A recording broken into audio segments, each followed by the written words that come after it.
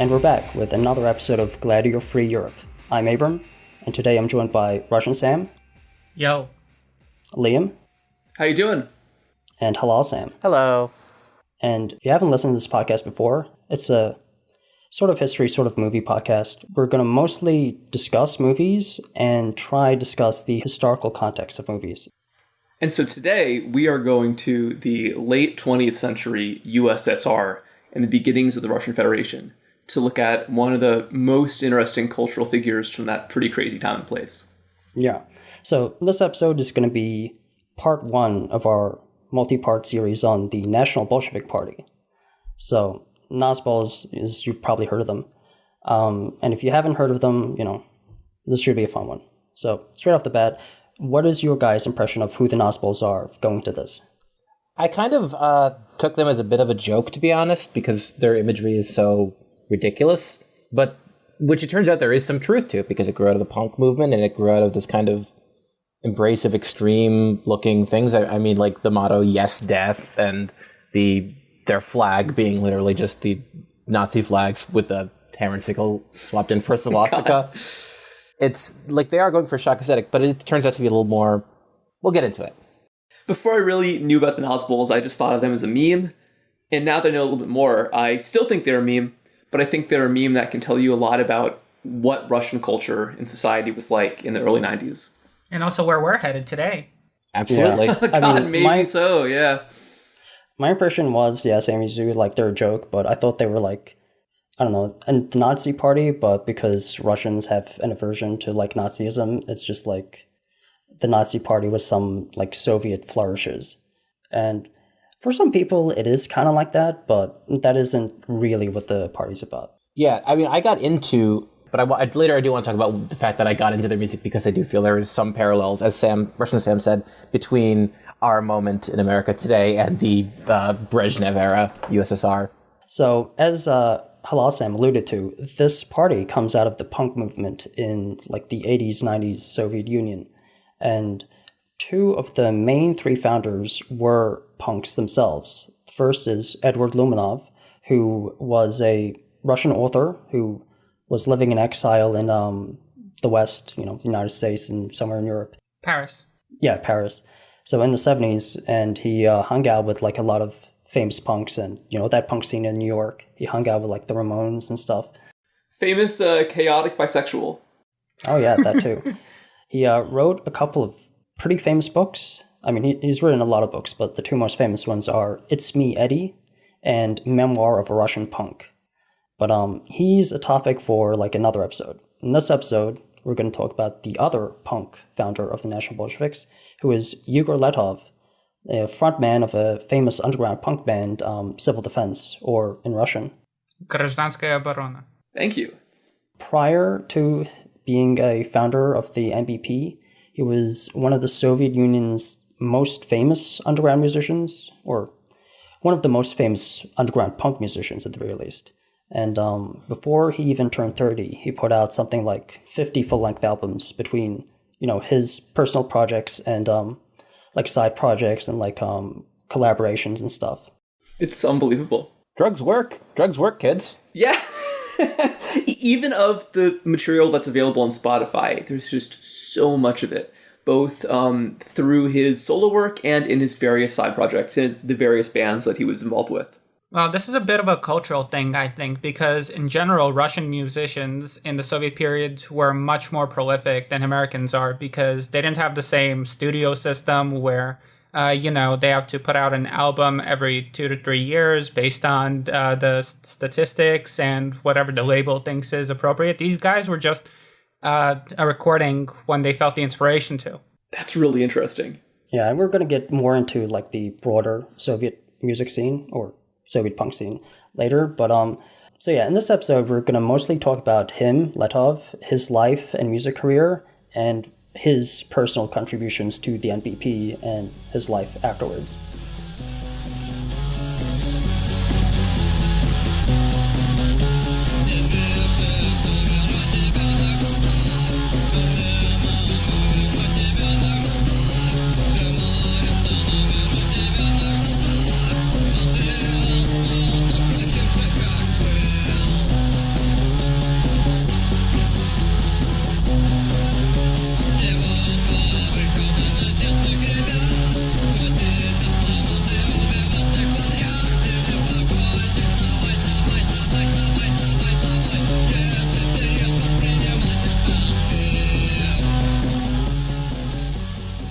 as Russian Sam said, the Nazbols were mostly famous for their Nazi Germany flag with the hammer and sickle. And they're also famous for like marching in the streets, dressed all black, like waving the flag, making a big scene and like protests and stuff. And yeah, I mean, ideologically, like most people think of them as fascists, like that's what we all thought. But ostensibly, they're supposed to be a coalition of extremists. So you have far left communists and far right nationalists, and they're united under the National Bolshevik flag. It's the party of the deplorables. Here's my big question about the Nazbols, which I never understood and I still don't understand, that hopefully you guys can clear up. Obviously, they have a flag very clearly inspired by the Nazi flag. Like we said, it's the red field with the white dot, but instead of a swastika, it's the hammer and sickle. It kind of reminds me of that Simpsons gag about the Nazi communists.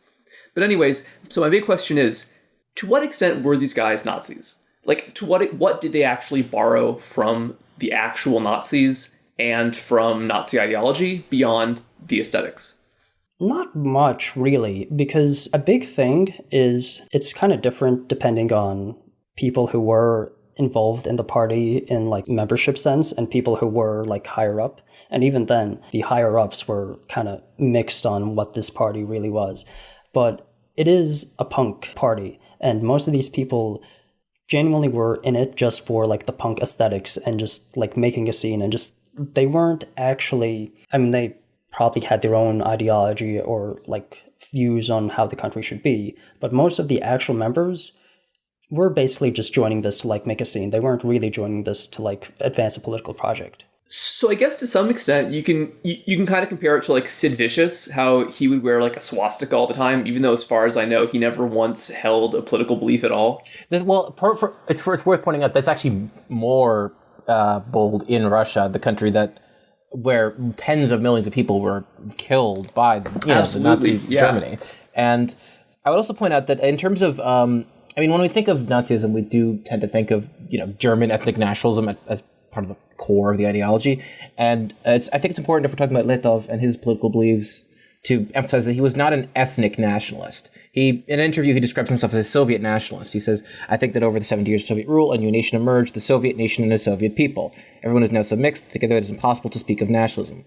On my mother's side, I've descended from Cossacks, on my father's, I'm Buryat, blah, blah, blah." He doesn't believe in, like, the ethnic Russians kicking out all the Tatars and all these other groups. It's not Blutenboden, it's just Boden. Yeah, that actually is a huge distinction from like what we think of as like Nazism, And of course, Russia at this time did have plenty of genuine, and still does have plenty of like actual ethno-nationalists. Yeah, this is like a big problem that left-wing nationalists have had for years, because you want a nationalist party if you're like a small country that's, a client state of some, larger neoliberal power. And you want to be able to lean on people's sense of pride in their country and their culture and sense of duty to their country. And, but you also do not want to encourage right-wing nationalist beliefs, such as the view that a country is a specific ethnic group. And obviously, in the case of Russia or Soviet Union, it's a very multi-ethnic country, so you really do not want to encourage that. But it's this fine balance that many nationalist movements, left-wing nationalist movements in the world have grappled with, and we'll see that the Nazbols grappled with it too. And they do as good a job as anybody else, I'll say. I would just like to say that the real umbrella of the Nazbols, aside from being against the Russian government that arose after 91, was collectivism. Because in Russia, in this time period, I wanted to say that it was unfathomable what was happening to people, but that's really no longer the case. If you look at videos of what's happening in San Francisco, for example, and all of these massive homeless encampments, that's essentially what was happening in the Soviet Union on a much larger scale. So the thing that united them was the fight for collectivism against loneliness and against alienation. I personally think it's all very stupid, but we're going to have a much bigger discussion on whether it was or not at the end of the episode. But before we really go deep into National Bolsheviks, let's discuss Yegor. Sorry, I'm going to butcher this. Grazhdanskaya Oborona, Russian for civil defense, often abbreviated to GROB, which coincidentally means coffin in Russian. Is like that a funny thing, or? It's clever, but I wouldn't really call it funny. It's another dark joke. It's another little dark twist, like our name is Coffin. Yeah, exactly. It fits for a punk band, I'll say. But yeah, I'll try use the English name Civil Defense throughout the episode, just so our English-speaking listeners can have a good idea. So I say he's the most famous underground musician. And what does that mean? So in the Soviet Union, you have official musicians and underground musicians. Official musicians are the people who were legally allowed to perform at shows at venues and have their music played on the radio, and any music journalists were allowed to cover like their activities, and those bans were essentially decided by the government bureaucracy, the Ministry of Culture, and the Ministry of Composers, I think. Yeah, they were called vocal and instrumental ensembles, often shortened to VIA, so VS. And those bureaucracies were in charge of all official music. So they're the ones who decide, what you can sing about and what kind of like music you're allowed to play. And they were very strict about what was and wasn't allowed, and they only approved a very small amount of bands in general. So the overwhelming majority of bands that existed in the Soviet Union were unofficial underground bands. It's a fundamentally different model of music distribution and production than what we have. Yeah. And I gotta wonder if, to some extent, if, like, the embrace of, like, Nazi aesthetics, both among the Nazbols and, to a lesser extent, in the earlier work by Letov, is because, like, if you're part of a musical scene that's rebelling against the Soviet system, you're probably gonna be pretty rebellious in your aesthetics. Yes, I would say that the big part of the Nazi aesthetics was they were doing this as a way to draw equivalence between the Soviet system and the Nazi system. Not saying that's correct, but that's how they saw it. It's not correct. No, it's of course not, but yeah. For the record, it's important to state that. Yeah. Yes, but basically what they were doing is they were staging these provocations by creating the sign of equivalency, because it was a way to call out the system under which they were living, and many of them languishing. On one level, you were kind of allowed to do whatever the hell you wanted as an unofficial musician, as long as, like KGB agent and like think you were like up to bad news or whatever. You're fine as long as you're not on the shit list. And I mean, that's basically the thing with the Soviet system, is that you had a bunch of rules that oftentimes were not enforced, but once the KGB wanted to get rid of someone, you can bet your ass that they will be enforced to the fullest extent of the law. So you never really know at one point you might be targeted. Yeah. So in this episode, I'm going to be editing in a lot of music because there's really no point in trying to like describe the music in depth, like sonically. You just kind of have to listen to it. So if you're listening to this episode at like 1.5 times speed or whatever, just adjust your podcast app now. Okay, let's hit it.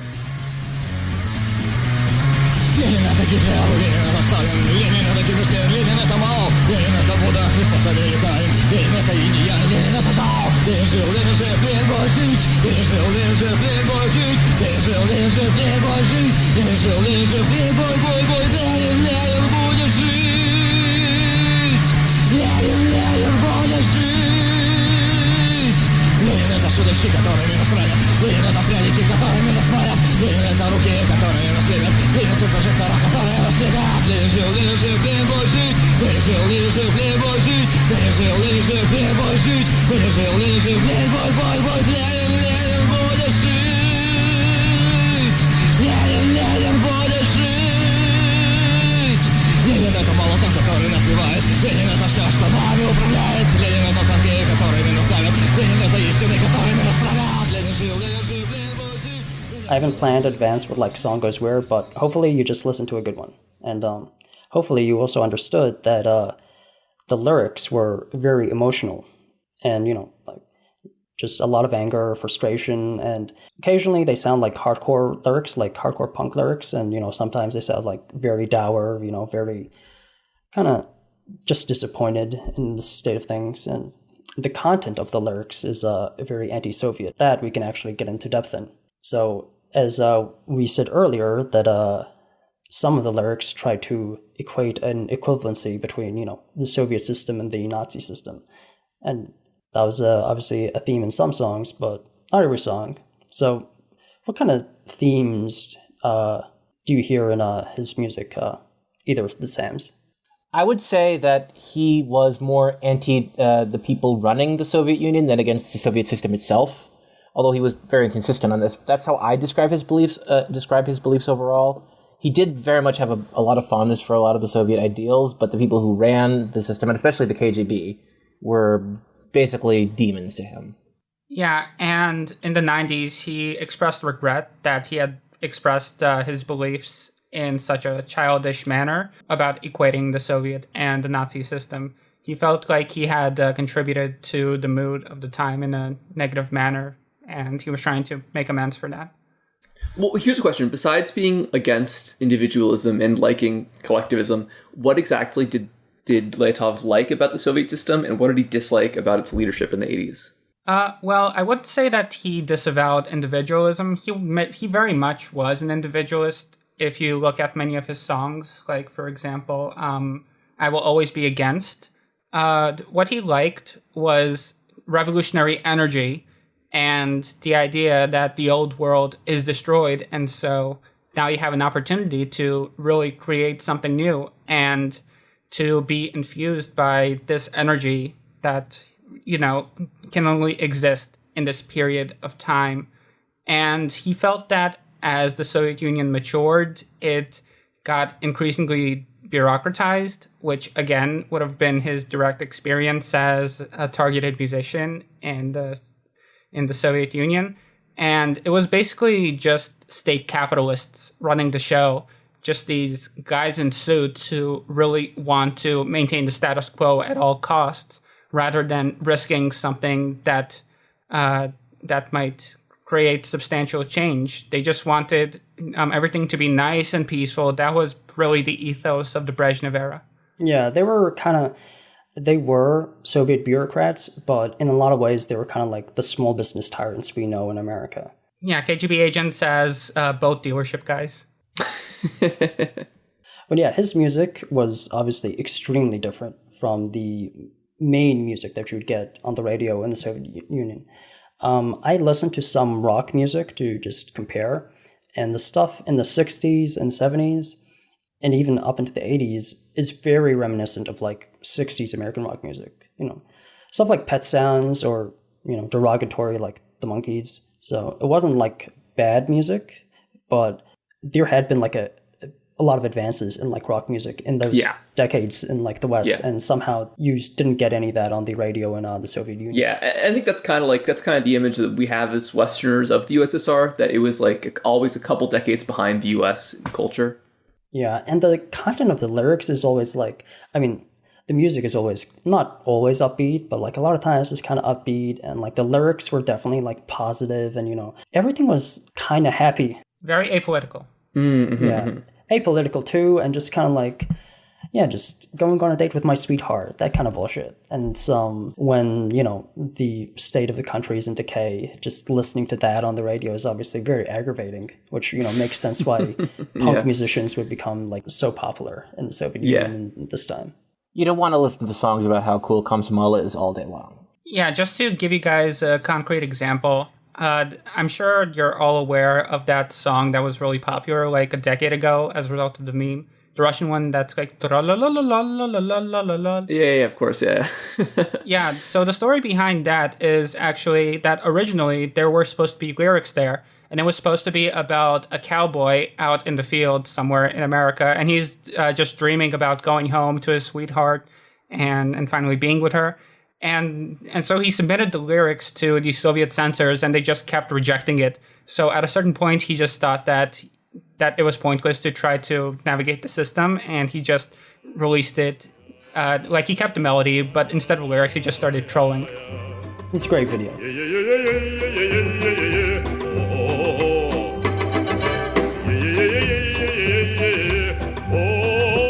Okay, before we get into like the Soviet bureaucracy, let's get into Yegor Letov a little bit.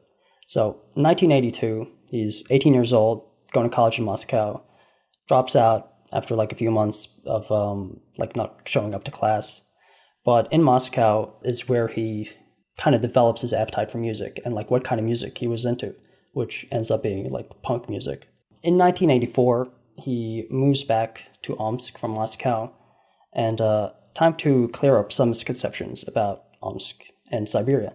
So, Omsk is a large city in Siberia, and most Americans, I feel, think of Siberia as on the very, very far east of Russia. It's more of in the middle. Yeah, it's right in the middle. It is cold and industrial, but still heavily populated. So there was the city Omsk, and there's another sister city, Novosibirsk, which is like a 9-hour drive away.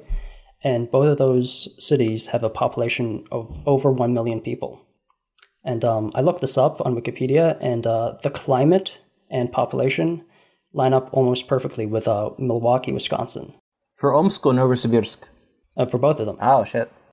So think of Siberia as like the Midwest of Russia, or the Mideast.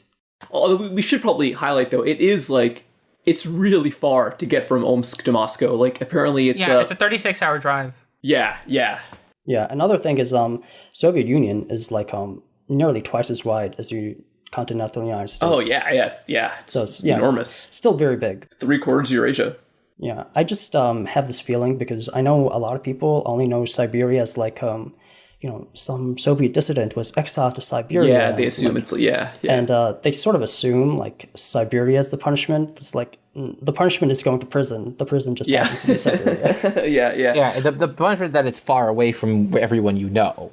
But there are still people there. Well, Siberia itself is also a bit of a punishment. Like, it's freezing outside for 6 months of the year, and there's really fuck all to do because, you're far away from, like, the centers of culture. But is that any different than, like, getting sent to Alcatraz or, like... No, it's much less, I would think, because, like, there are cities in Siberia. There's not a city in Alcatraz. That's true, yeah.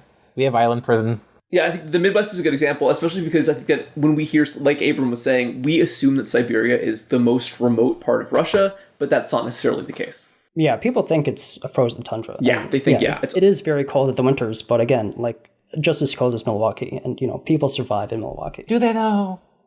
Well, they survive. I'm not saying they enjoy it, but they live it. Letov also has an older brother named Sergei, and Sergei himself is a musician, a jazz musician. And this is another good way to clear up some misconceptions. So up until this point, we've discussed Soviet cracking down on musicians, but I want to make it clear that they're cracking down on rock musicians. Because Sergei, who was, a jazz musician and experimental jazz musician, doesn't really get into like any kind of trouble with the government as Yegor does. And my understanding of why this is basically the Soviet government was deathly afraid of Beatlemania.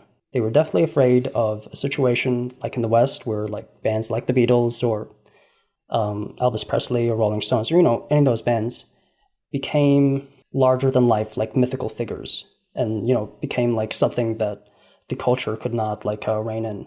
So a big thing that the Soviet government was doing is cracking down on musicians when they got too big. But, if you were like an underground musician that wasn't really causing any trouble, you were kind of allowed to do whatever the hell you wanted. It's a lot like how every Twitch streamer eventually gets canceled. Exactly. Yeah, and again, we don't really get to the mass persecution stage until like 82, 83, 84. Before that point, it was annoying, and some people did get into serious trouble, but mostly it was it wasn't really a big concern. Yeah, and that's actually a very good point, because for the most part, okay, there were definitely just like some soulless bureaucrats in the government, sure, but a lot of the people like in the Ministry of Culture or whatever, or even the Ministry of Composers, were musicians and understood that like a heavy-handed government is just going to stifle creativity and like stifle culture, and they don't want that. They want like a vibrant Soviet culture and like Soviet artists to like flourish. So there's like a constant back and forth with like wanting to cultivate a rich culture and like being deathly afraid of a specific artist or band just getting too big to like control. And that seems to be the story we see all the time in the USSR, because there are so many incredible artists who are now like among the greatest in their fields, but they always did have these issues with censorship, you know, from like Shostakovich up all the way to like, what's his name? The director, Tchaikovsky. Oh, yeah. And just to give you a quick timeline. So 1980, things open up. You know, you're allowed to like do whatever the hell you want. So rock clubs start popping up in like Moscow and like Leningrad. You know, like bands are being formed and, you know, performing music and like selling their stuff. And then 84, the fear sets in. And then the repression comes and just like, you know, oh my God, we got to like crack down on these guys. They're getting too big. And, you know, rock clubs are getting shut down. Bands are like being split apart. Like some people are like being thrown in prison. And then a few years later, 87, the regret sets in and like, oh my God, what have we done? We shouldn't have done this. And then they open up back again. So it is like a constant back and forth over like, how much should we meddle into this? Yeah, and the funny thing is that the Soviet Union actually had its war on drugs around the same time as America was ramping it up. A lot of these musicians that they got, they arrested under Article 224, which is possession or selling of drugs. So that was one way that they were able to lock these people up. Or just even like band was performing at a venue where people were consuming like drugs and alcohol.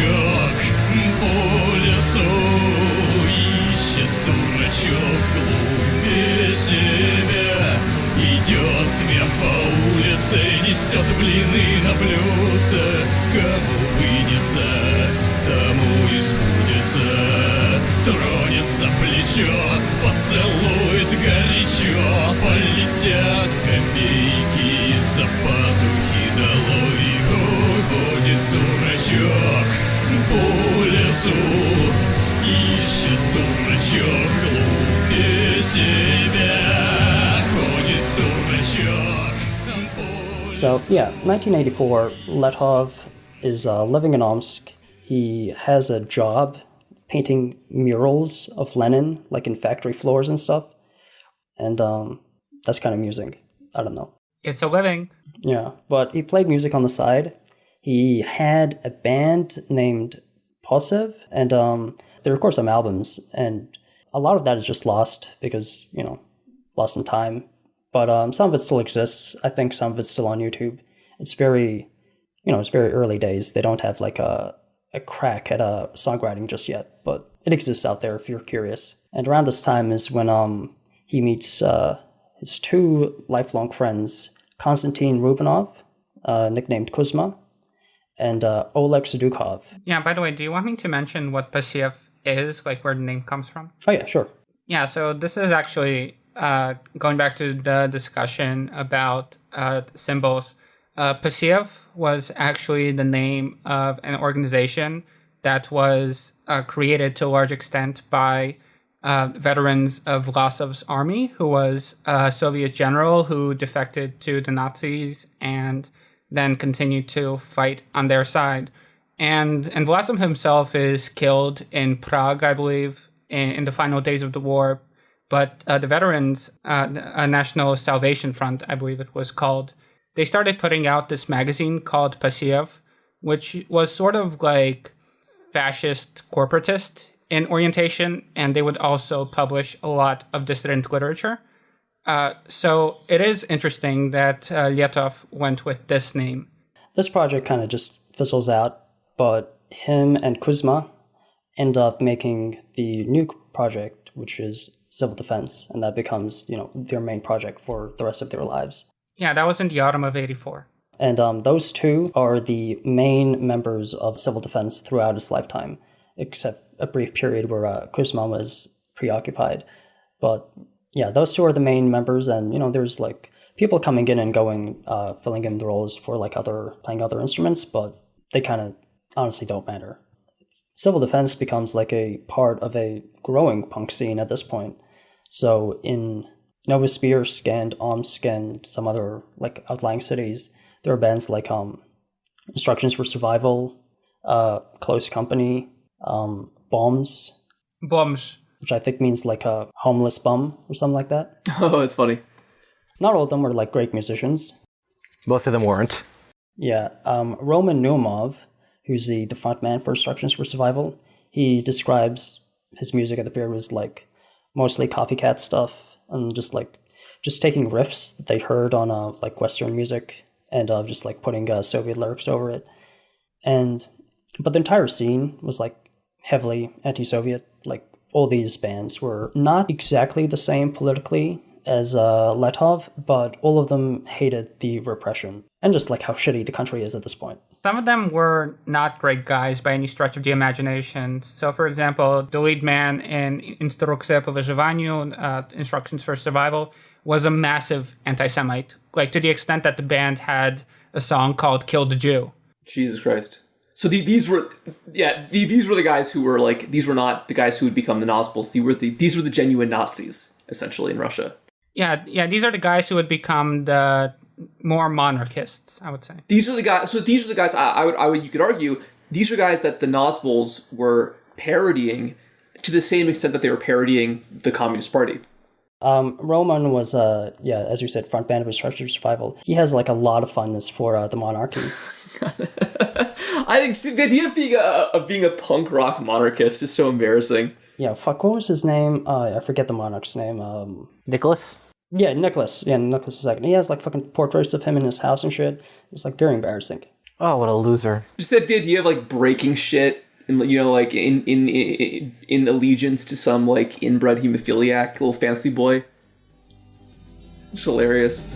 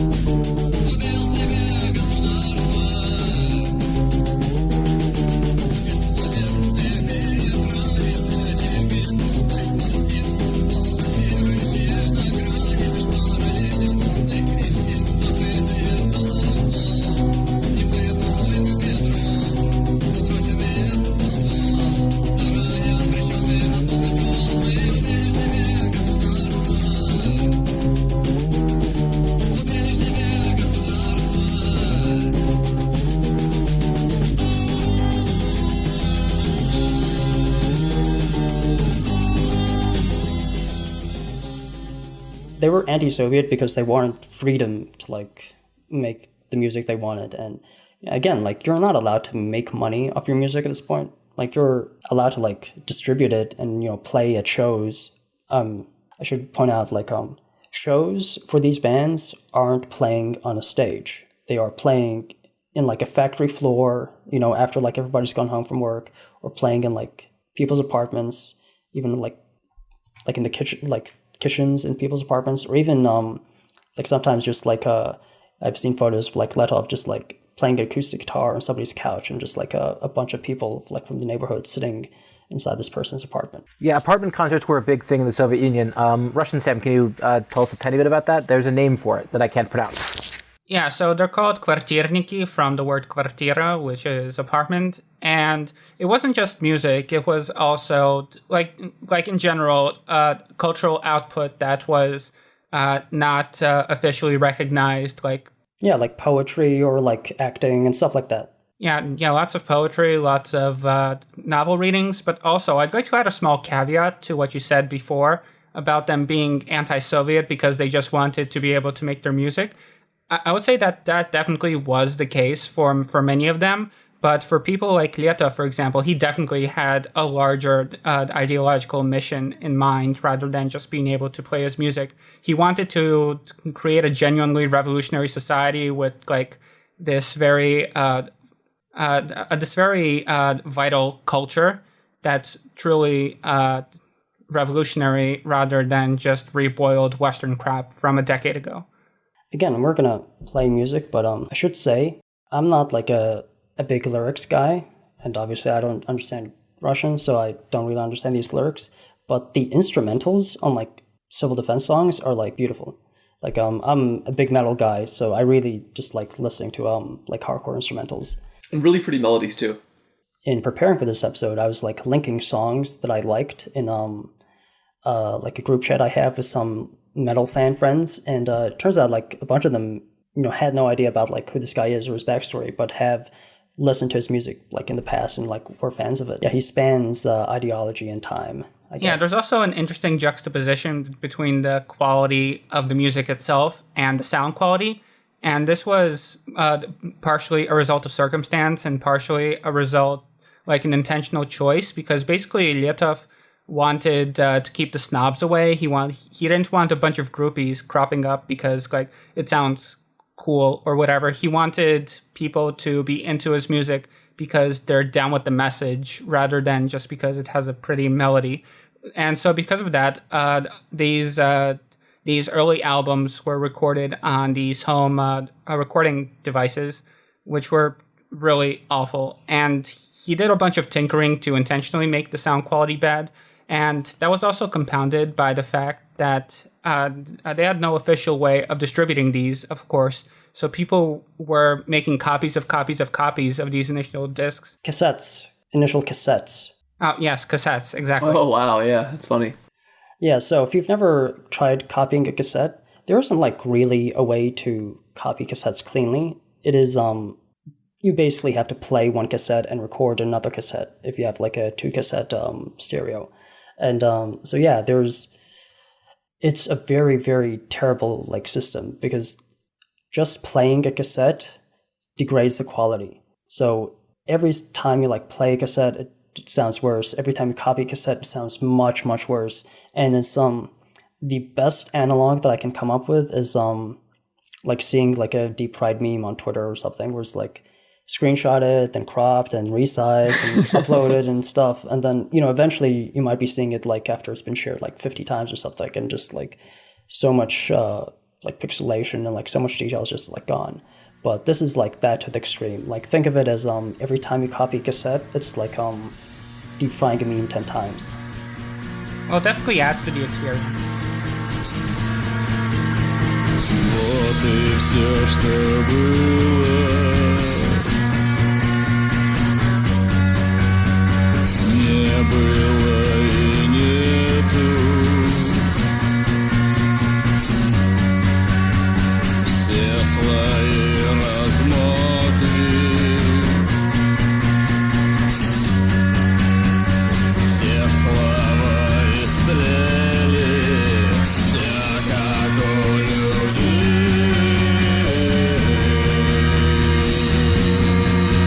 Все как у людей.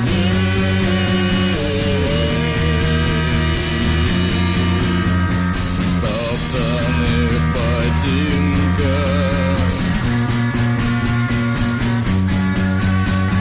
годы и окурки. One day while practicing, the mother of one of the band members overhears what they were playing, and she's like immediately mortified by like the lyrical content. And she calls the KGB and reports that these guys are engaging in anti-Soviet activities. So a couple of days later, KGB agent knocks on Letov's door, and it's like early morning. Him and Kuzma were like hanging out in his place, and they interrogate them. They interrogate other bandmates, his friends, his family, like everybody he knows, and they wanted to put him on trial for like terrorist activities. I think they made up some shit about him wanting to plant a bomb at like an oil refinery or something. Which would have been pretty cool. But I mean, he didn't. It's just he was just playing music. But that's the kind of shit they have to come up with to like get this guy in prison. Yeah, no parallels to modern day American society at all. And not really knowing what to do to get out of this, he just kind of like writes a note saying, I've decided to kill myself, basically. And the charges get dropped, but Kuzma gets shipped off to the army, which he wasn't supposed to because he has like a heart condition. But he gets shipped off to the army. And because he had written this letter, Letov is now thrown into a psychiatric facility. And he was there for 3 months, I think. And how did he get out, Russian Sam?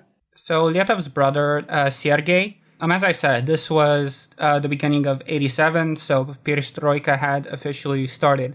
And Sergei found out that the best way to get Letov out of the psychiatric hospital was not to do a frontal assault per se, but rather to do it in this really backhanded way, where he was going around and talking to his friends, and he was like, oh yeah, if they don't release my brother, then I'm going to call all of these Western journalists and hold a press conference, and I'm going to tell them that Perestroika is a sham, that everything is staying the same way as it was, there's no real change, etc. And shortly after that, Yegor is finally released. And this event, these few months in the psychiatric ward, basically are, well, I think the first thing that elevate him from just a regular musician to like a sort of mythical figure on his own right.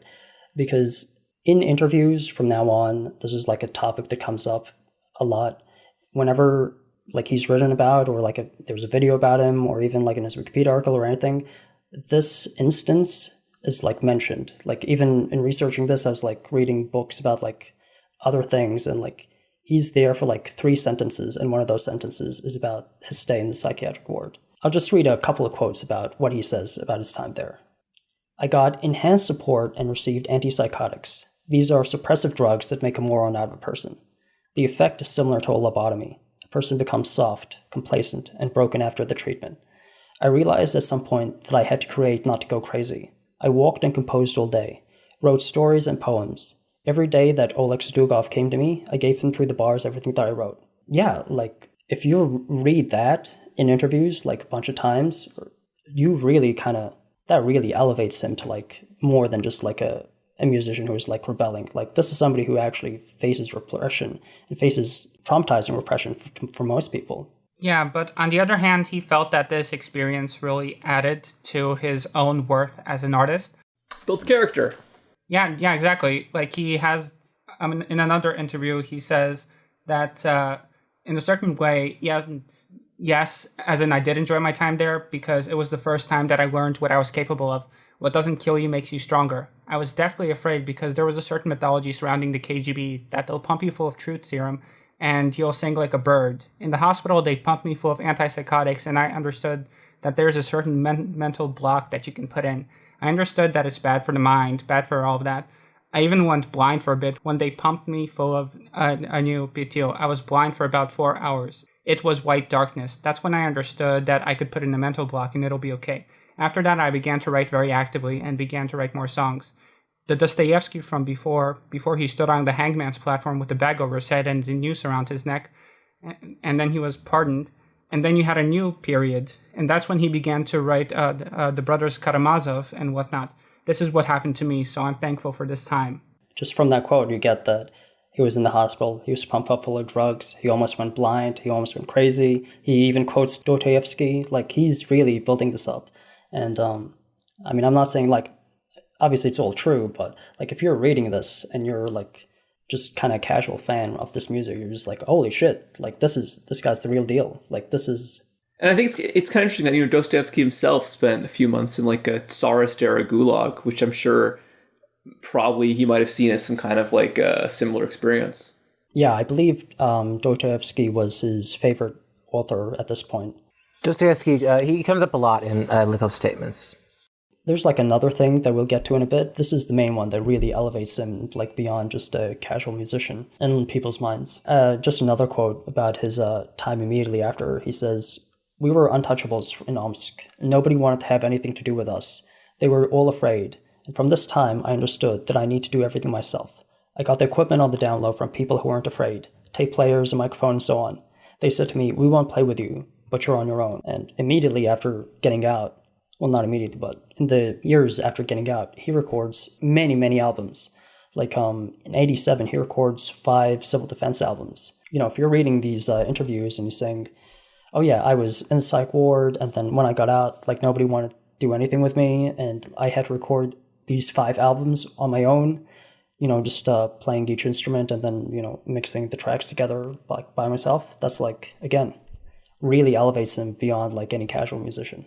Yeah, he was very much a do-it-yourself type of guy. And of course, you know, a lot of do-it-yourself guys, their music just isn't that excellent, honestly. But like in this case, you know, it's like very good music. And also this backstory on top of it, just like really, this is why he was basically the most famous underground punk musician of this period.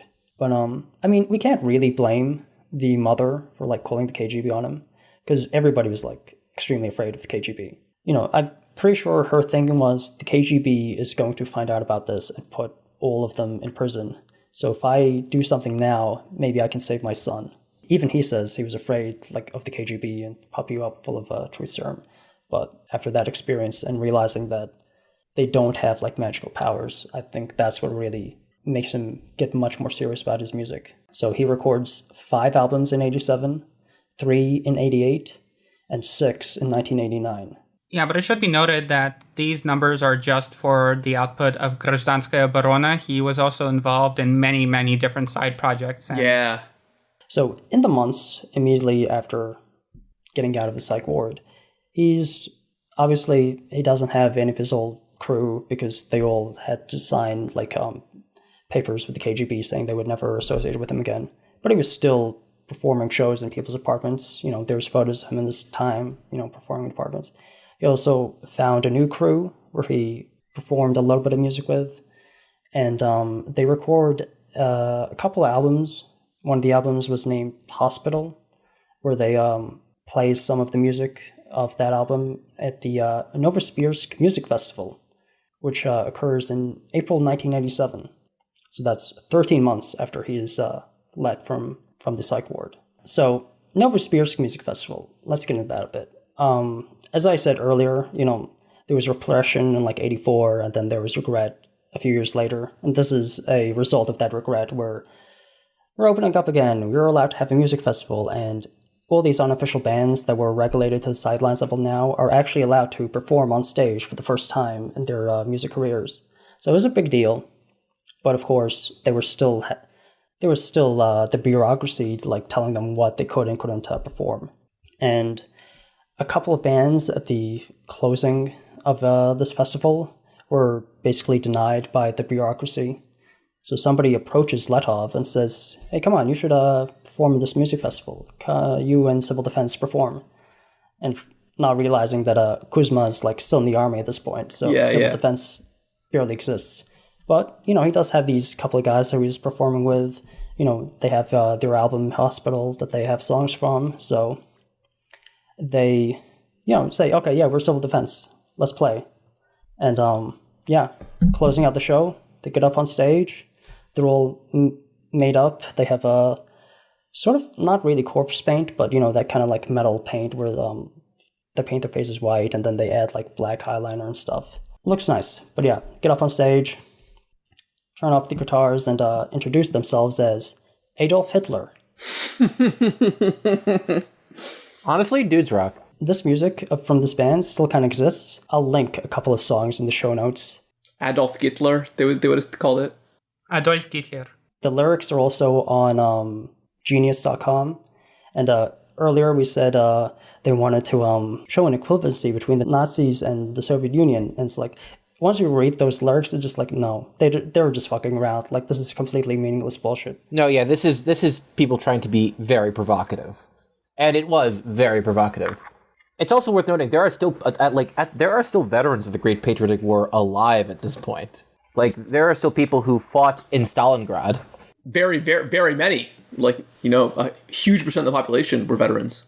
Yeah, and everyone had lost an uncle or a brother or a father or a sister. Like basically, there was no family left unaffected from the war. It was only 40 years later. It's an insanely provocative thing to do. I should say a big thing about these festivals or just like live shows is KGB agents are like walking up and down the aisles and like making sure people don't go like stand up on stage and go too nuts. It's like, again, like they're afraid of Beatlemania. You're not even allowed to like stand up and like go nuts at a music concert. So yeah, these guys on stage introduce themselves as Adolf Hitler playing music, and you know, people in the audience are very unsure of what to do now.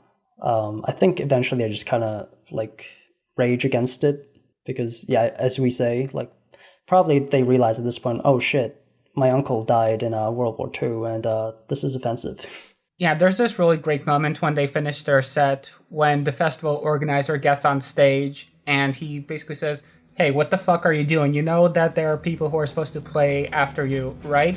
Like, you're gonna ruin it for everyone else. Like, fuck off, get off stage.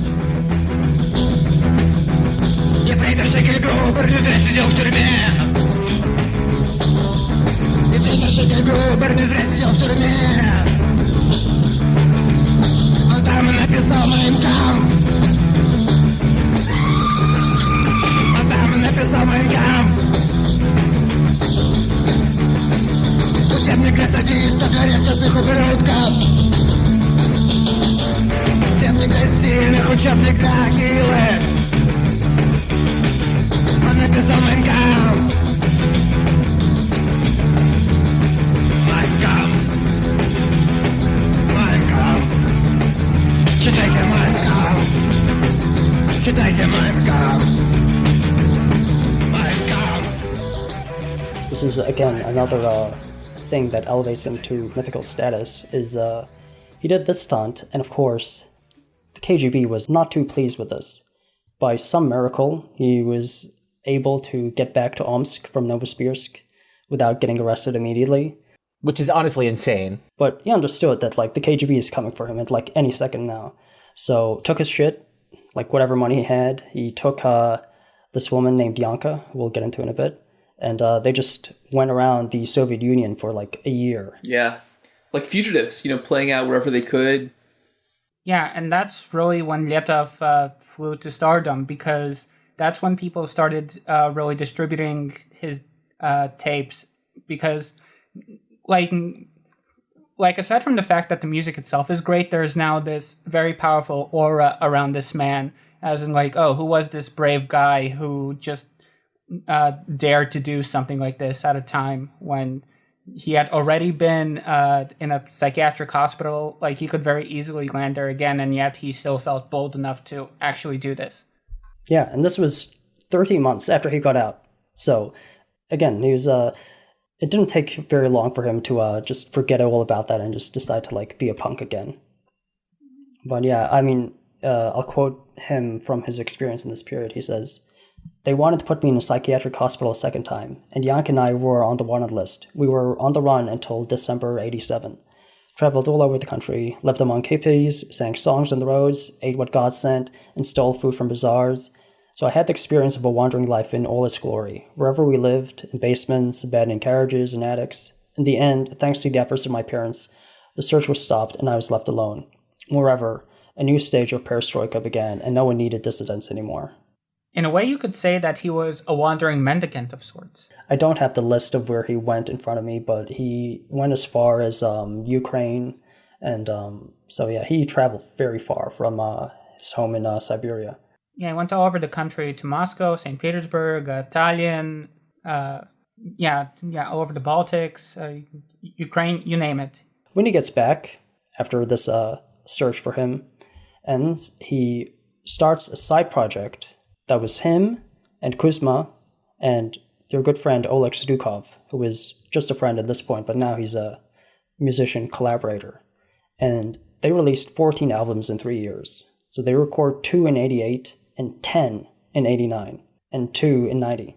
So that's 31 albums between, 1985 and 1990 for civil defense and communism. And again, it's not even 30 at this point. So Any 20-somethings listening to this, you too can record 50 full-length albums before you hit 30. Yeah, just do lots of drugs, get fucked up, get arrested, and the inspiration will come to you.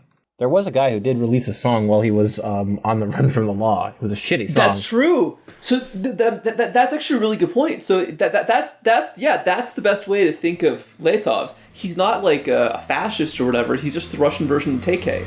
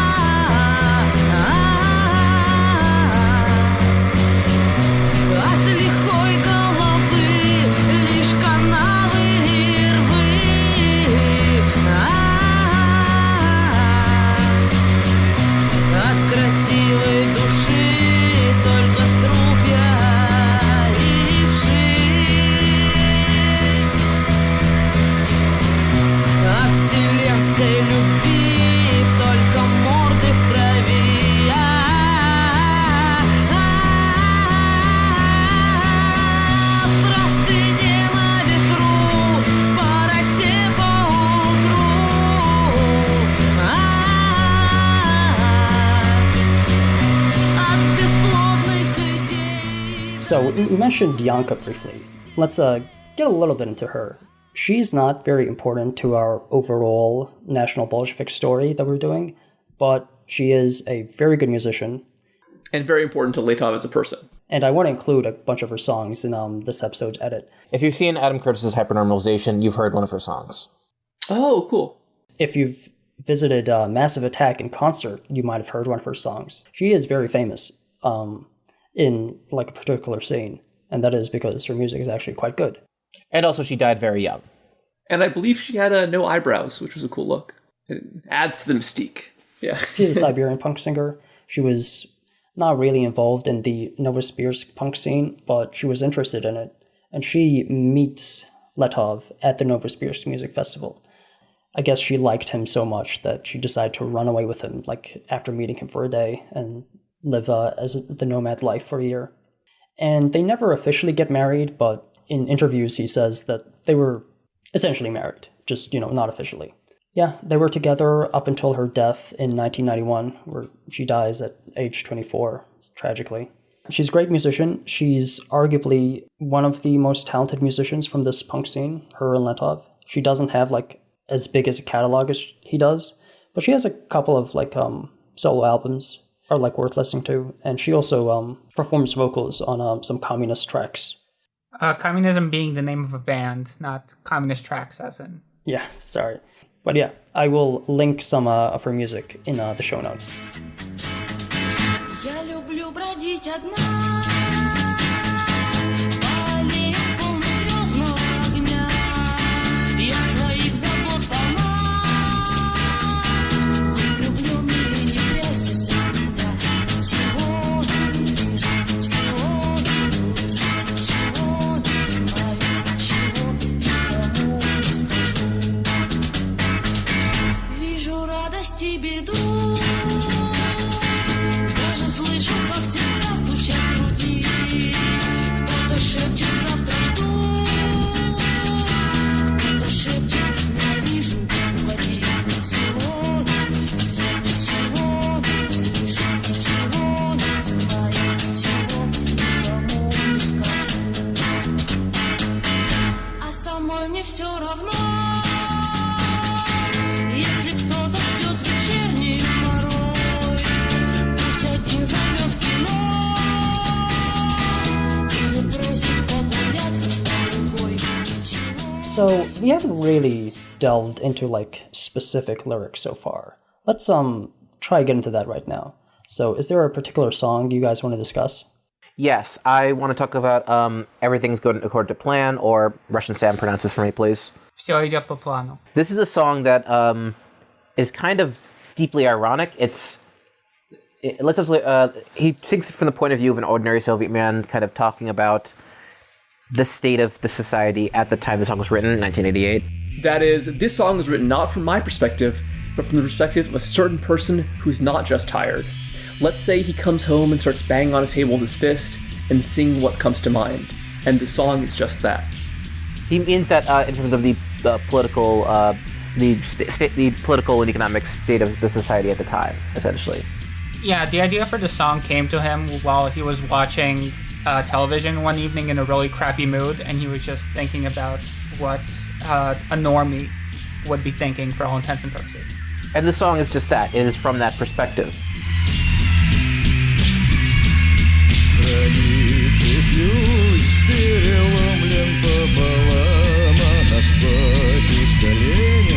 Совсем усыпан, разложился на плесени, на липовый мед. А перестройка все идет по плану, и вся грязь превратилась в голый лед. И все идет по плану, все идет по плану.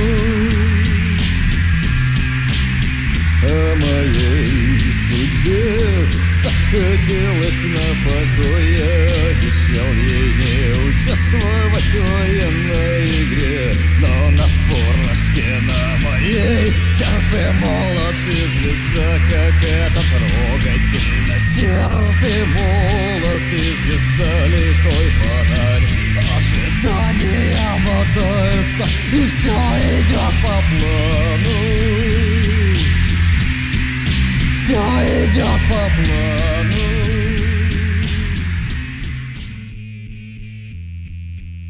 As you can hear from the audio, it's very, grating and angry and bitter, and you can hear that in his speech, even though you don't even if you don't understand Russian, which I don't, for the record. But he basically talks about everything going according to plan in a very kind of sarcastic, bitter way. He said, a verse I'd like to read.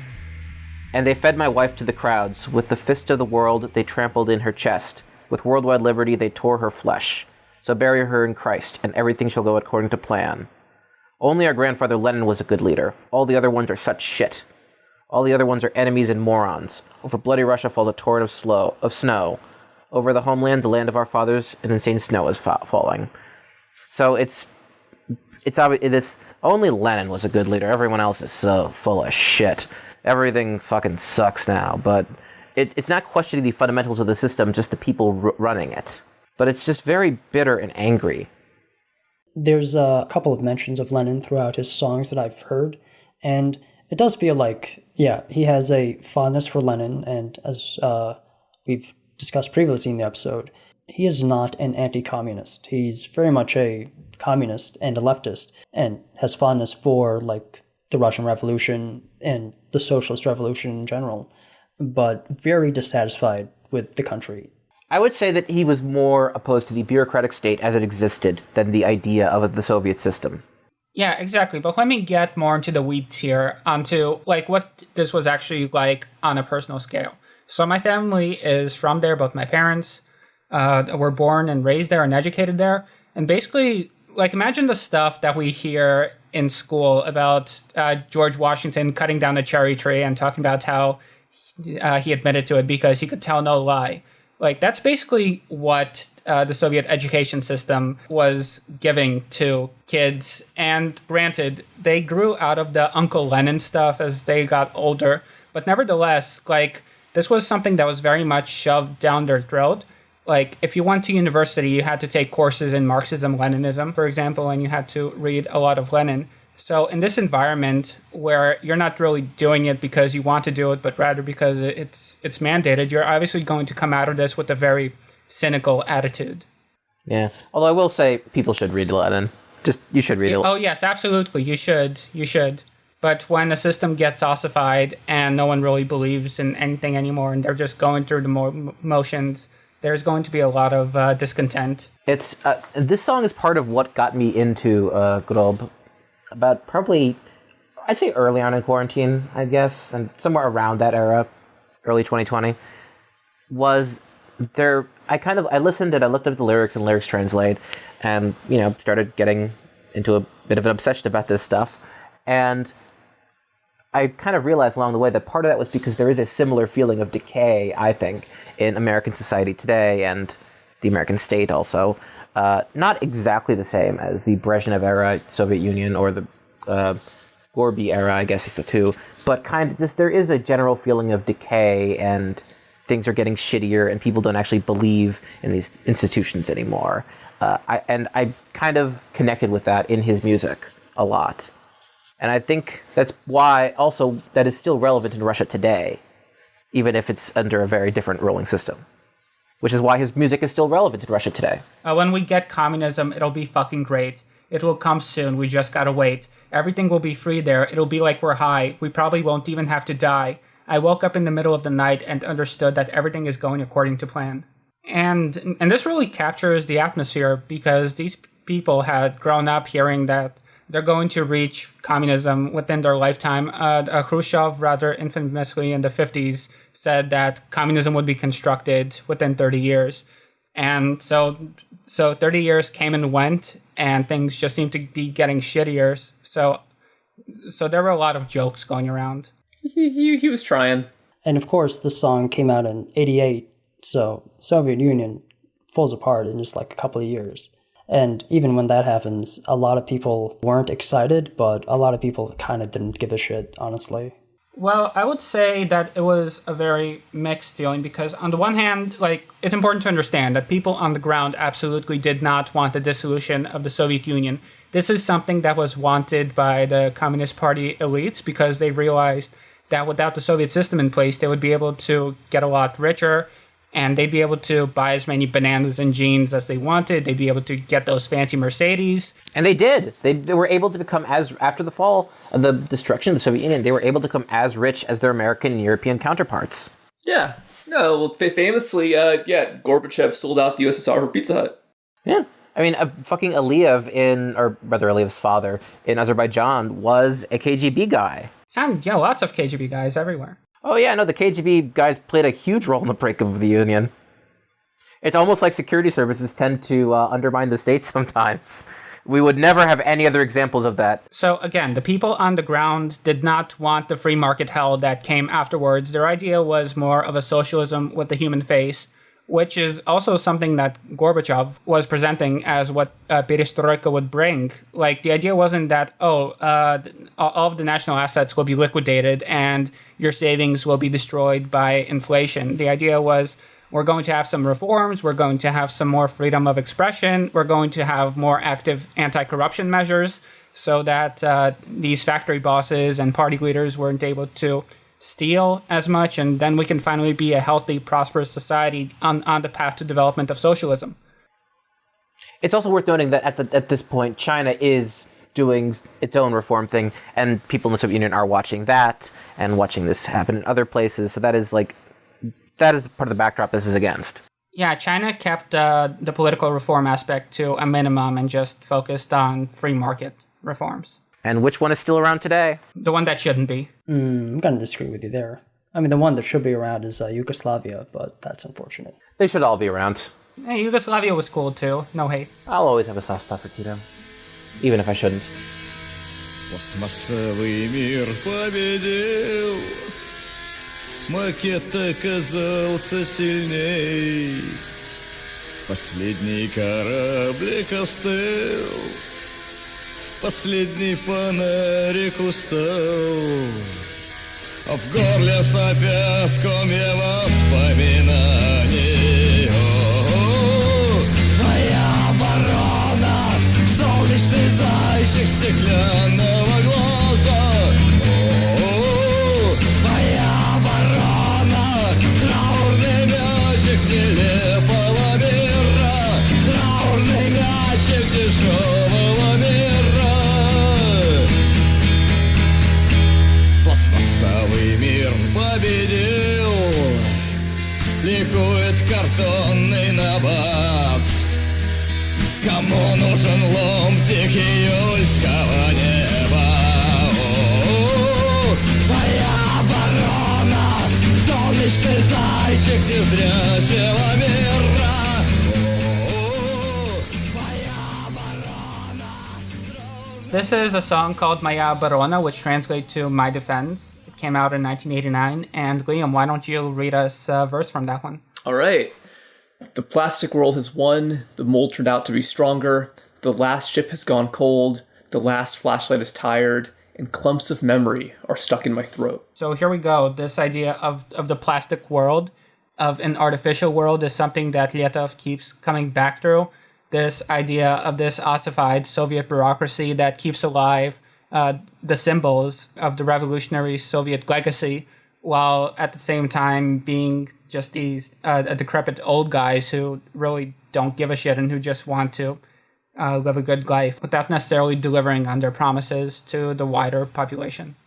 That's interesting, because the way I would have read that is when he says the plastic world has won, I would assume America, because that is, I mean, even Americans call America the plastic world. He very much saw America and the late USSR as two sides of the same coin. Yeah, let me just read this quote from another interview he gave. "We were not at war with Soviet power per se. We fought against the manifestation of it which existed at the moment. It had nothing to do with communism. That is, the Brezhnevite regime had nothing to do with communism. This was state capitalism, the same mafia. These are the same people." He's not wrong about the same people being in power. I mean, like, the last guy in charge of the Kazakh SSR was Nazarbayev, who was the president of fucking Kazakhstan until, 3 years ago. Nazarbayev, who was, and at country after country, it's the people who were presided, or who had power at the end of the Union, who retained power, political power at least. And that is something to be grappled with. Yeah, the party by this point was very much rotten. Like, by the time that you got to the higher echelons, like, first of all, people weren't joining out of conviction in communism. They were joining to get special privileges and goodies, and because for some occupations you needed to be a party member. We could talk about music all day, but I think we're going to leave it here. Obviously, probably listen to a lot of music already edited out through this episode, and we'll have a link to all of those in the show description. But this concludes the music portion of this episode. Letov and Civil Defense continue on until he dies in 2008, but by 90, his creative peak is over. They didn't put out any music between 91 and 97. Letov has his own solo projects at that period, but he wasn't making punk music anymore. It was more like folk, psychedelic-inspired music, much more laid back. It wasn't like the same energy that you've probably heard throughout this episode. Yeah, and he actually dissolved Grazhdanskaya Oborona in 1990 because he felt that it had gotten too commercialized, and he felt that that very much went against the spirit of his music. That he didn't want to just be a product. He wanted to be something that people deeply feel. And then it would reunite in 1993, from which point Letov would get really active in politics. And at that point, he saw it very much as a political vehicle, as something that would allow him to distribute his ideology on a much wider scale than just like writing articles or going to demonstrations in itself would be able to. In between dissolving Civil Defense and then getting back together, the Soviet Union collapsed. And it was a big thing. It was on the news. Thing was like on CNN and shit. So we're not going to go too deeply in what happened there. Read a book, I guess. Or listen to the Radio War Nerd episode. Yeah, but again, Soviet Union's bands and a bunch of punk bands from the scene that we mentioned previous kind of go their own separate ways because, the markets were finally open up. So a lot of people decided to just go into business. And, they had mixed success. Honestly, most Soviet people had mixed success because, I've heard that people who were over 40 or over 50 when the Soviet Union collapsed just never got accustomed to the new capitalist system. I would say that most people were just thoroughly fucked. Like their savings were liquidated. They lost their jobs. It was a hellscape. Yeah, it was a societal collapse. Instructions for Survival, they were one of the bands that broke up to pursue life in business, and they were also a band that failed miserably and essentially just reformed the band as a way to make money, just doing, what they knew, which is be musicians. And in 1993, they team up with Letov and civil defense as part of his, more political experiments. And they form a concert, or, like a touring concert called Russian Breakthrough. And this concert would eventually be the culture wing of the National Bolshevik Party. So before we get into that, clear up a couple of misconceptions. So in researching for this episode, and if you look up the Wikipedia about the National Bolsheviks, you will see a couple of things. You'll see the list of founders, which are Edward Lumanov, Alexander Dugin, and Yegor Letov. And then when you go deep into it, it says Letov was given the Nazbol membership card number 4, signed by Edward Lumanov. Thinking, well, how does that work? Was he like a founder? Was he a founding member?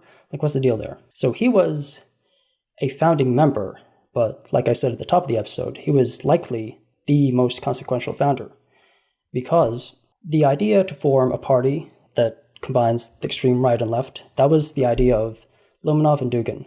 The idea to name it the National Bolsheviks, that was the idea of Dugin. The idea to form a punk newspaper called the Monka, that was like another mix of the two, but I think that was mostly Lumanov, if we're going to read between the lines. And the idea to get Letov and the punk scene involved was the idea of a third guy who was a friend of Lumanov, but Lumanov is the one who did it. So this political project was already an idea that existed and was developed by these two guys, Lumanov and Dugin. What Letov provided to the project was membership, because the overwhelming majority of members to the Nazbols in the first few years were fans of Letov, and they knew about the Nazbols because in this Russian Breakthrough concert scene, every time Letov and Civil Defense performed, they had the banner of the National Bolsheviks in the back, and that's really what drove membership. Oh, and one last thing. The logo, the famous Nazbol logo, that was a design somebody made for one of Lumanov's books, and he just decided to reuse that as the flag for the National Bolsheviks. Oh, and one last thing is, if you've seen photos of the Nazbols, they normally dress in all black. Yeah. And that came from Letov. I think... the punk influence. Yeah. One time, Lemonov somebody just asked Letov why he always dresses in all black, and just like, I don't know, it's like cheap, or rather, like cheap clothes or whatever. And then Lemonov had the idea to make that the official uniform of the National Bolshevik Party. So that is another one of his main contributions to the party. So I mentioned Alexander Dugin. He is the philosopher king of the National Bolshevik Party, and he's really the one who had the idea of, like, we need to get these extremists to, form the party base. But he's also the most boring, honestly. So we're probably not going to discuss him very much. We're really going to discuss is Lomanov, because he is the cultural influence of the party, He's the one who made it a punk party. He's the one who made the National Bolshevik Party newspaper, Lamonka, which is a very punk newspaper, and a newspaper that Letov himself is not a huge fan of. I think in one, I was reading Lomanov's live journal, because he had one of those. He's a very prolific blogger. But in his live journal, he recounts a time in the early days where Letov was displeased with the spelling mistakes in Lamonka, and saying, my fans, they're smart people. They're not going to put up with this shit. So an early party split. And also, another split is, again, Letov is a communist. And also, literally fascists were marching in the streets right beside him, and he was very uncomfortable with that for quite a while. Well, he started calling himself a fascist at that point, actually. Oh, really? This is an interesting thing. I mean, I want to get into that interview in just a second, but my impression is that at no point was Letov fully on board with this political project, but he made an effort to say he was on board in every single interview. But, let's read some of his interviews. Sam, can you read that part? And yeah, all these interviews are going to be linked in the show notes below. You are often associated with the fascists. Why is that?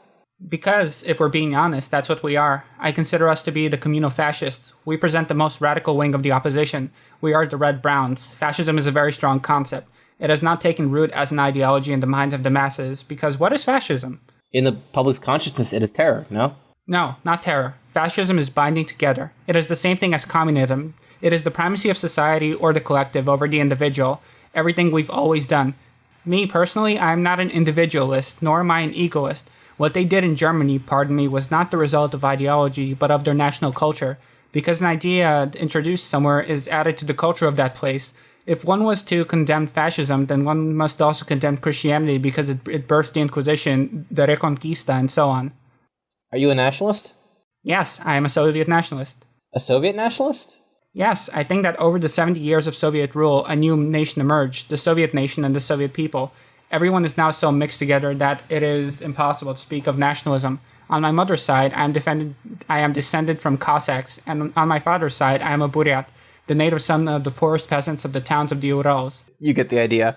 This is something that's very hard to parse, because I'm just going to say this. I do not think you should take this as face value as like what he genuinely believes.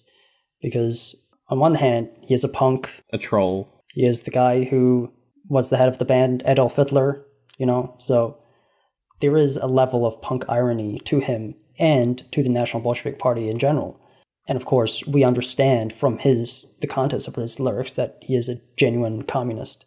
So I'm pretty sure he's saying he's a fascist in this instance, either as shock value or because, the mastermind Dugin basically just wrote some shit up and gave it to him, just like, here's the party line, this is what you're going to be saying in interviews from now on.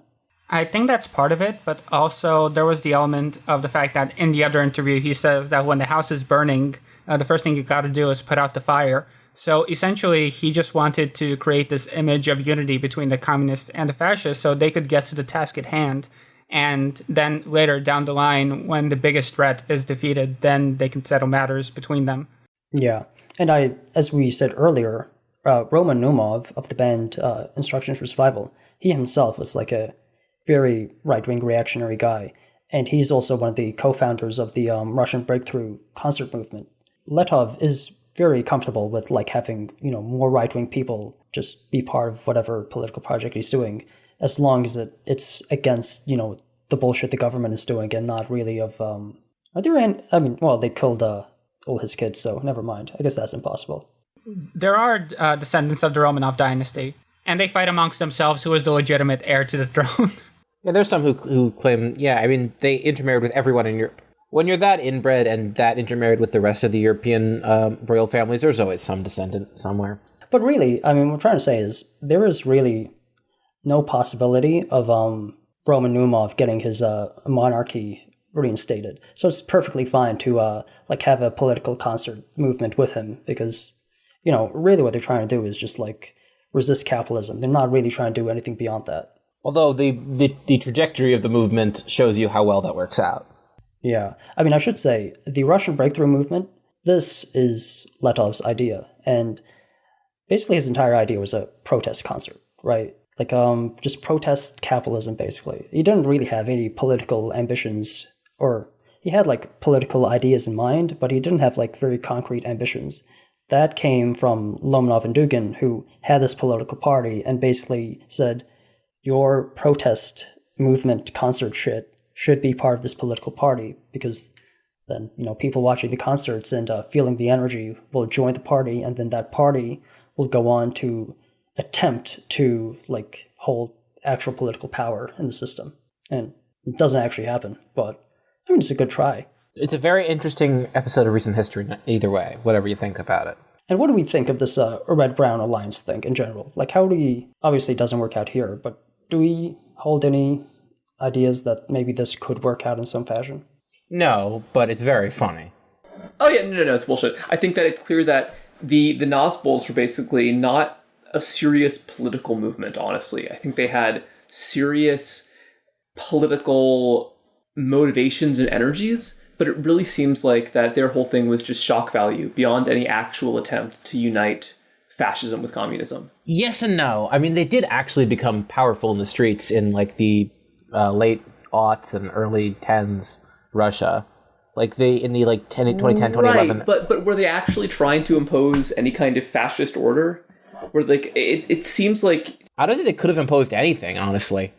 Mm-hmm. It was kind of that there was just a huge vacuum, and they were the only people there to fill it, kind of. who weren't just complete, I mean, there's dweebs like Navalny and other people like that, although he was on the nationalist side then, especially. Well, here's a question. Well, here's something that I really don't get. In the landscape of like Russian politics in the early 90s, how important were the Nobles really? Were they more prominent than the communists? Were they more prominent than like the actual fascists, Nazis on the street? The KPRF was the second biggest party. Yeah.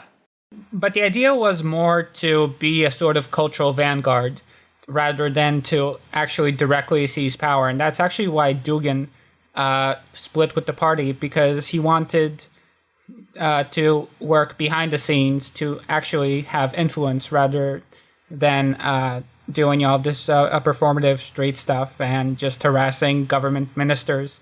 Yeah, no, Dugin is an actual right-wing ideologue, and he didn't, like, this was an art project, essentially, in his eyes especially. I should say, if you look up Alexander Dugin on Wikipedia, his Wikipedia page says, featured article in fascism. Okay, yeah. But if you look at his Russian article, because, there's a huge stigma against calling people fascists there, that's not there. But the English editors of Wikipedia certainly think he's a fascist. I think he's right about the Lithuanian problem. We're not going to get into that this episode. Okay. This is my view of Red-Brown Alliance stuff, is where he says in the interview, I'm a Soviet nationalist. I am not an ethnic nationalist, essentially. And that's the fundamental problem with the left-wing attempt at nationalism, is so often than not, there is a ethnicity attached to the idea of the country, and then that leads to negative things. Like, yeah, absolutely. And of which there was plenty of in Russia, especially like there was an enormous problem of Russian chauvinism within the Communist Party. The idea of this alliance was to tear down the edifice of the Russian capitalist state, as I said before, and then from there to work towards your own goal. A reading between the lines of what Letov says in that other interview about this Red-Brown Alliance. When your house is on fire, the first thing you do is put it out. Like, the implication there is that there's going to be a civil war after this government is gone, and that's when we really settle the differences between ourselves. But of course, if, that's always on your mind, then there's a very good chance that people are going to jump the gun and try to settle those differences before civil war or the revolution happens. Also, civil war in Russia in the 90s was not unthinkable. Certainly after 93. No, especially with tanks in the streets, in the stopping the attempted KGB coup. And tanks in the streets in fucking 93. And the successful coup, the Yeltsin coup. And, I mean, civil wars in many surrounding countries. Tajikistan, for example. Yeah. And in a sense, there arguably was, because you could say that what was going on in Chechnya. Yeah. Yeah, of course. There was Chechnya. I mean, and there were other separatist movements that didn't get nearly as far, of course. There was... Yeah, and of course, all of Yugoslavia's shit was going down. Yeah, no, it was very unstable. It took really until Putin to build something stable in the new Russia. Not good, but stable. At least as stable as an inherently unstable system like capitalism can be. Managed. As stable as in you won't wake up one morning and find out that your bank account is basically $5 when you had $5,000 before. Yes, exactly. The currency has worth. Has value. The currency has value. The trains run on time, kind of. Well, the Moscow Metro trains, to their credit, do run on time. Very punctual. Perfect. Absolutely perfect. And stunning stations.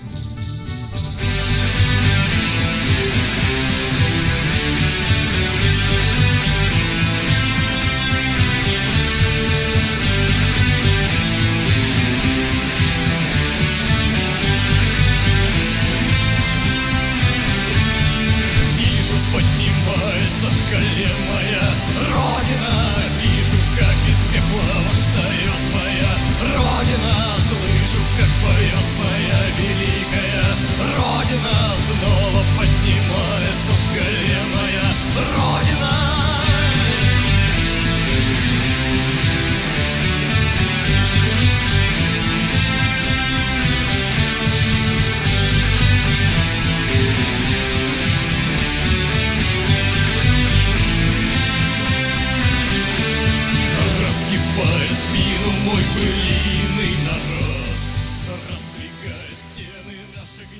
I wasn't sure how to translate ass idiomatically into English in that context. Like, to be in the ass is to be fucked. Or yeah, it's yeah. I mean, that's one of the songs. We're in a deep ass. That's the second song of Necrophilia.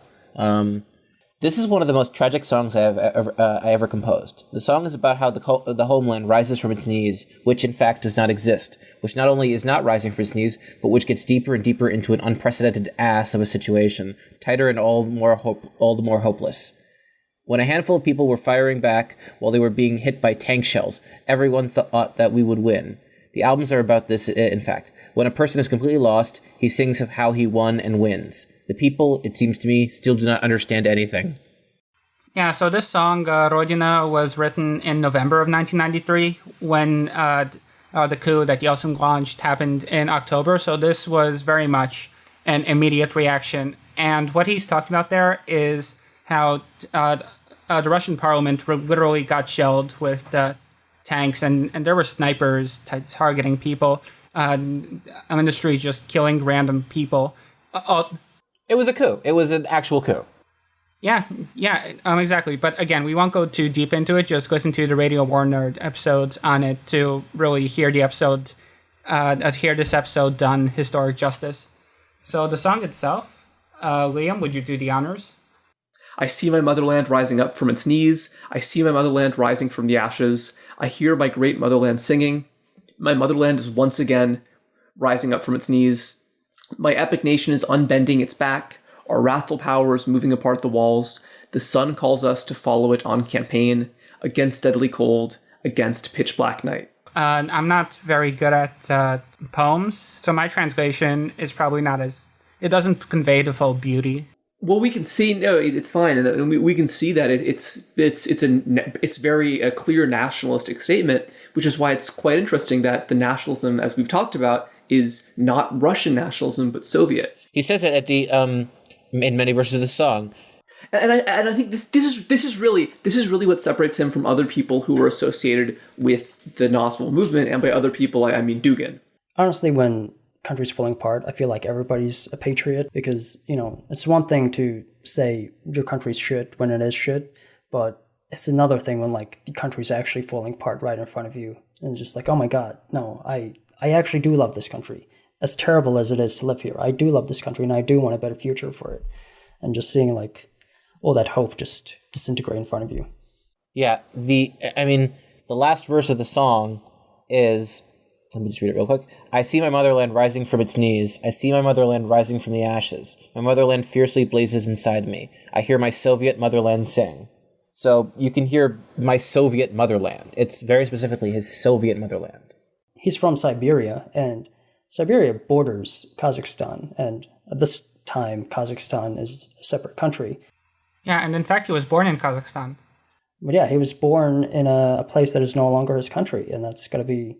So, while he was definitely, in my opinion, the most consequential member, and this political project probably would have fallen apart without his input, because I really don't see any way for National Bolsheviks of just Dugin and Lemonov to get anywhere near the kind of membership they would need to continue doing this thing for however many years they did it.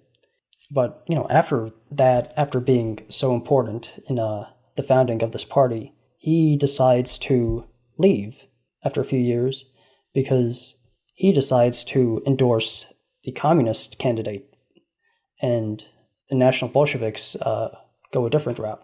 My memory's a little fuzzy on this, so Russian Sam, can you catch us back up on what happens here? Yeah, so at this point, the Russian Communist Party is led by this fellow named Gennady Zyuganov. It still is, right? Yeah, he's still there. Yeah, it still is. That decrepit old piece of shit. Look, when has the gerontocracy ever done a bad thing for Communist Party in Europe or anywhere else for that matter? So Zyuganov, he was sort of very much a middle of the road man in the Communist Party. He was very much against perestroika, but he also didn't occupy a very high position. He was in the Moscow City Council when the breakup of the Soviet Union happens and there's no longer a Soviet Communist Party. He reconstitutes the Communist Party of the Russian Federation. And so he's not really that serious in terms of opposition. But nevertheless, he's still a symbol of... He's basically the return to tradition guy, not in the bad way. In 1996, you have the elections happen in Russia for the post of presidency. And Yeltsin is in very, very deep shit. His approval rating is like 2%. As I said, the economy has gone down the drain under his tenure. And as a result of that, and this noticeable decline in people's living condition is compounded by the fact that the man is a total buffoon, as in, like he was a total alcoholic. He was always getting drunk at public meetings. One time when he was visiting Washington, D.C., they found him wandering the city in his underwear. Famously, yeah. Looking for pizza, yeah. Yeah, there's also a lot of news footage of like him standing next to Bill Clinton, just archived footage. It's very obvious he's drunk. Visibly drunk. Yeah. If anyone's seen the recent movie Another Round, there's a whole segment where they pause just for footage of drunken Yeltsin. Yeah, so very unpopular fellow. But there was a man in America, a man by the name of Bill Clinton. Was there ever? Who was a friend of our dear friend Yeltsin. And Yeltsin was able to secure a huge amount of aid, like to the tune of hundreds of millions of dollars directly, so people's salaries could get paid. People weren't getting paid for months because there wasn't any money in the coffers. And on top of that, the oligarch-aligned media was able to really whip up a storm against Zyuganov and to say that if he were elected, there would be a rerun of the Stalinist purges and the country would be flung into civil war.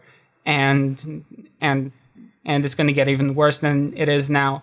So despite the fact that Zyuganov was the front runner for a while, like, funnily enough, like, everyone thought it was a done deal to the extent that in 1996 he went to the IMF meeting as the presumptive president of the Russian Federation because everyone thought that he would be the guy who was running the show.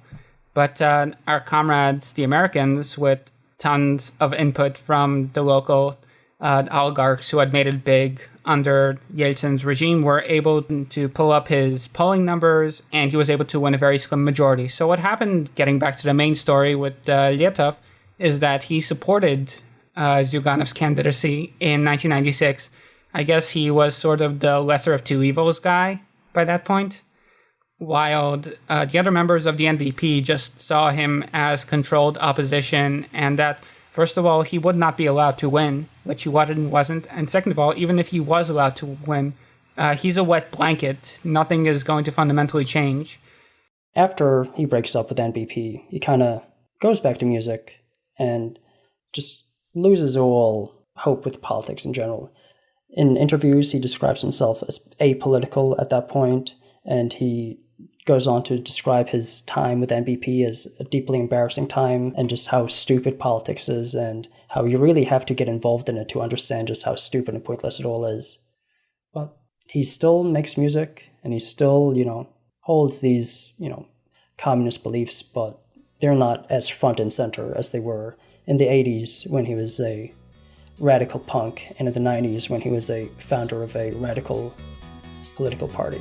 So let's discuss his later career.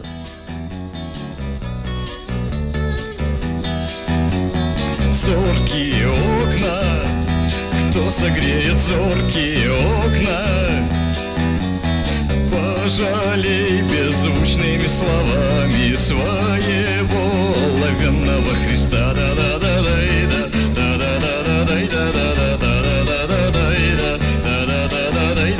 Жадные пальцы, кто накормит жадные пальцы? Обними голодными руками своего неспасенного Христа.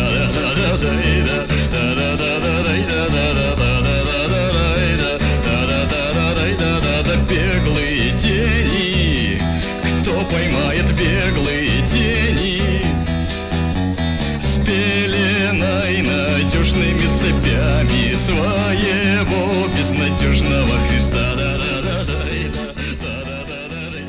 In 2001, releases the album called Zvezdopad, or Starfall, and that one is mostly covers of Soviet folk songs and World War II songs, some songs from movies, that kind of stuff. So it wasn't really original, but it's great. And his sonic style has shifted completely now. As I said before, in the 90s, he was doing more psychedelic folk projects on the side.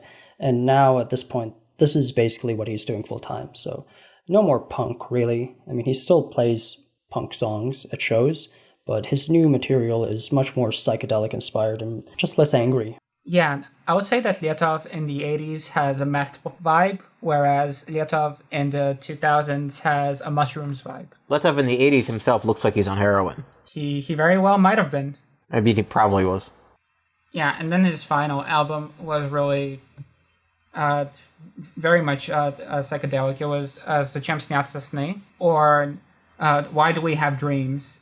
And that was the final album that was actually released. He passes away in 2008 at 43 years old.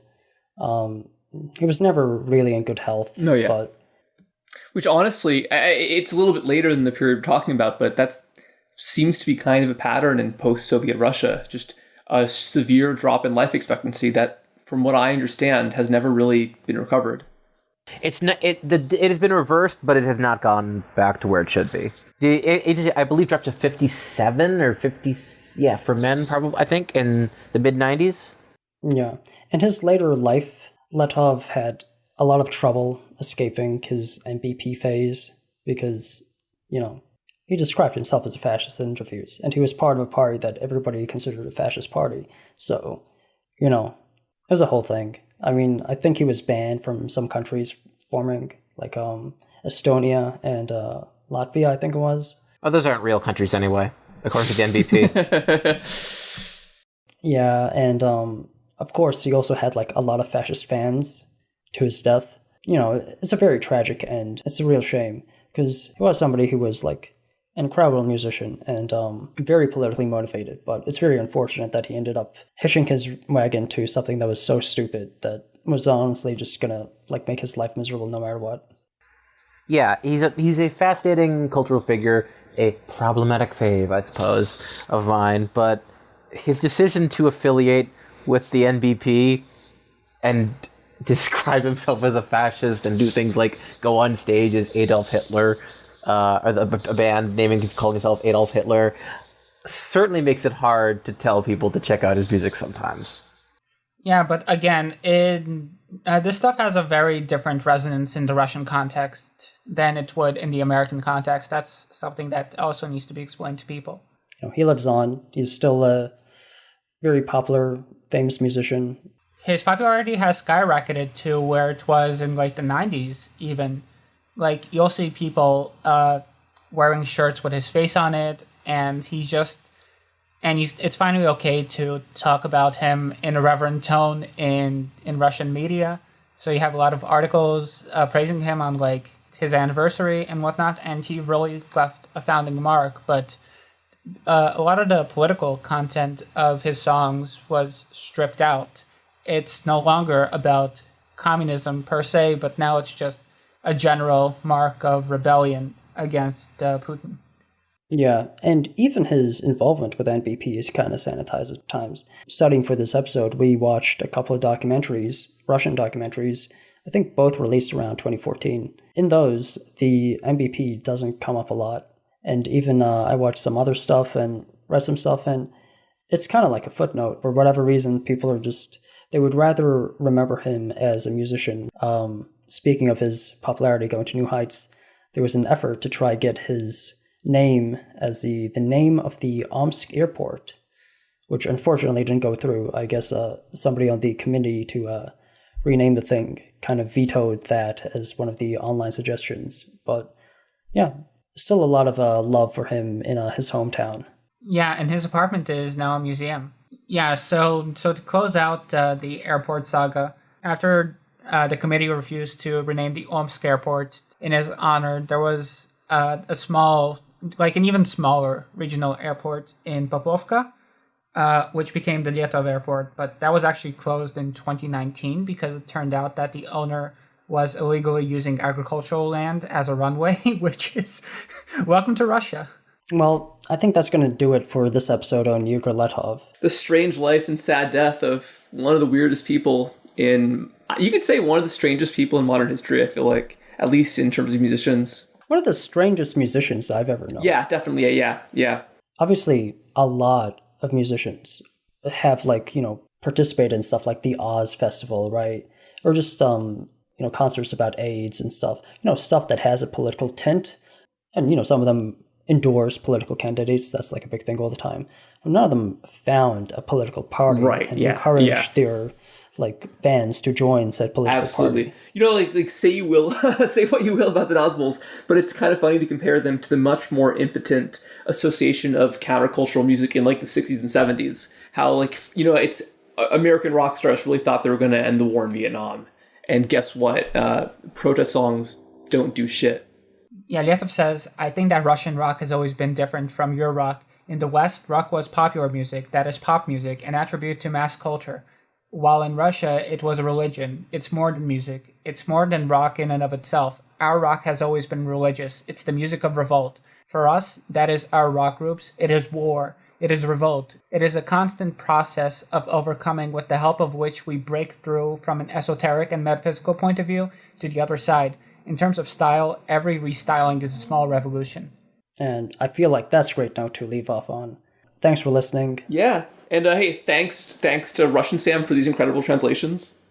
Yeah, seriously, these are very good. You can find a lot of shitty translations for Letov online. Well, I gotta serve the people and the National Bolshevik cause. Thanks to Sam for that. Thank you for listening. I'm Abram. I was joined by Russian Sam, Liam, and Halal Sam. You can find all our ads in the description if you want to follow us on Twitter. And this was Gladio for Europe. Yeah, and we'll see you guys soon. Yalla bye. Later.